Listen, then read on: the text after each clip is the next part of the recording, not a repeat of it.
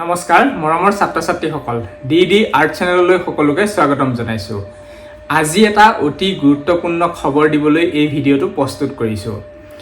প্ৰথম শ্ৰেণীৰ পৰা দ্বাদশ শ্ৰেণীলৈকে মানে ক্লাছ 1 টু ক্লাছ 12 সকলো ছাত্ৰ-ছাত্ৰীৰ বাবে অতি প্ৰয়োজনীয় খবৰ লৈ আহিছো।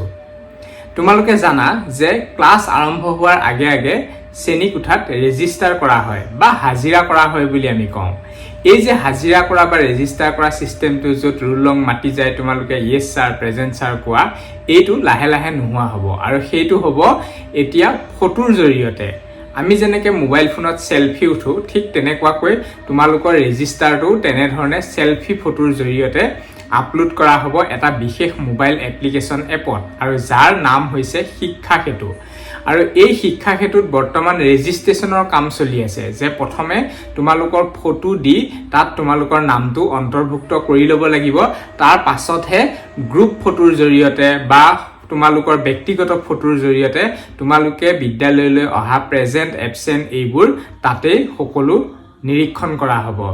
গতিকে তোমালোকৰ কাম হৈছে এই কেইদিন তোমালোকে বিদ্যালয়লৈ যোৱা কিবা বিশেষ কাৰণত যদি তোমালোকে এই কেইদিন বা এসপ্তাহ মান ধৰি বিদ্যালয়লৈ যোৱা নাই তেনেহলে কাইলৈ পৰহিলৈৰ ভিতৰত তোমালোকে বিদ্যালয়লৈ যাবলৈ চেষ্টা কৰা।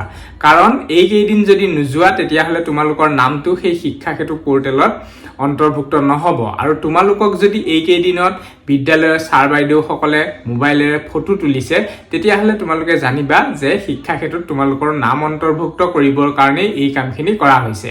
আৰু এইটো এটা অতি গুৰুত্বপূৰ্ণ কথা।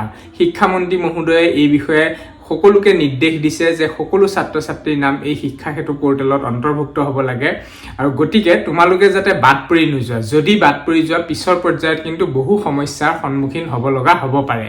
পৰীক্ষা দিয়াৰ ক্ষেত্ৰত হওক, ফৰ্ম ফিলআপৰ ক্ষেত্ৰত হওক, মানে তোমালোকে যে বিদ্যালয়ত নাম ভৰ্তি কৰি আছে এই তথ্যটো নাথাকিবই যদি তোমালোকৰ নাম শিক্ষা সেতুত নাথাকে।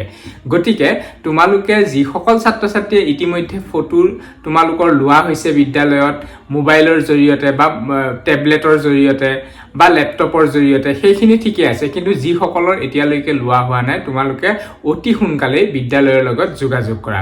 এইখিনি কথা ক'বলৈকে আজি ভিডিঅ'টো মই প্ৰস্তুত কৰিছিলোঁ। আশা কৰিছোঁ তোমালোকে এই খবৰটো লাভ কৰিছা আৰু ভিডিঅ'টো ভাল পাইছা। ইমানতে সামৰিছোঁ আজিৰ ভিডিঅ'টো। ধন্যবাদ।